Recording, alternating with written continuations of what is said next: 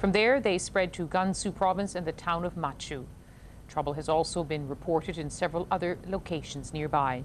In Huzhou, where protesters were filmed tearing down the Tibetan flag, in the town of Aba in neighboring Sichuan province, and in parts of Qinghai province. Began with peaceful demonstrations, unarmed monks staging sit-downs in the Tibetan capital Lhasa early last week. We believe they were marking the 49th anniversary of the uprising against China. Something sparks off a confrontation. These pictures were shot by security forces in Lhasa, obtained by the BBC. They haven't been seen before. They were filmed over March 10th and 11th. This may be the confrontation that led, 2 days later, to the worst violence here in 2 decades. Look closely. Older monks try to calm the situation, but it doesn't work. Rocks and sticks begin to fly. And these are the latest pictures. Lhasa is a city under military control. Journalists have been ordered out. The arrests have begun. It seems unthinkable that the Olympic torch is expected to pass through here just weeks from now. From India, the Dalai Lama called on the world to find out what is going on in Tibet, and he said he would meet with China's top leaders. As I mentioned earlier, some concrete sort of indication come there. Really feel now, really is the time come to go there. I'm ready. At first glance, the present unrest in Tibet seems to have simple enough beginnings, but its roots lie deep. Despite more than 50 years of direct Chinese control, China still hasn't won the respect of many ordinary Tibetans. And here in Beijing, there's no acceptance that China is in any way to blame. Quentin Somerville, BBC News, Beijing. Well, let's get the latest now. The BBC's Shirong Chen is on the line from Western China. Shirong, what are the latest reports from the Chinese government about what's happening now?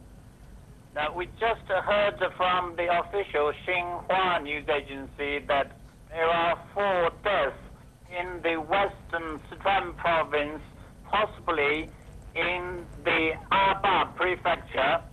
I'm still pinpointing where this is happening, but it's in Kowloon, directly on the tourist route to the idyllic natural reserve of Jiuzhaigou, the 9-village valley, and not far from there, in the Hongyuan County, we have reports of conflict and casualties.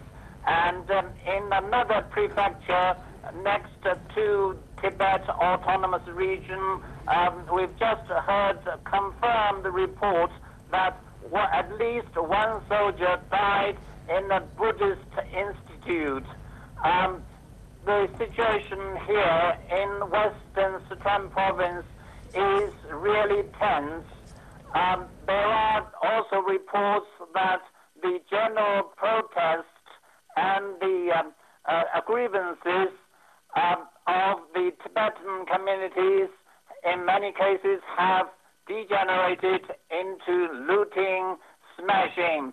You can see from this that it's the general social fabric of the Tibetan community, or the Tibetans living together with the Han minority, or in the Aba prefecture, another ethnic minority, the Chan minority.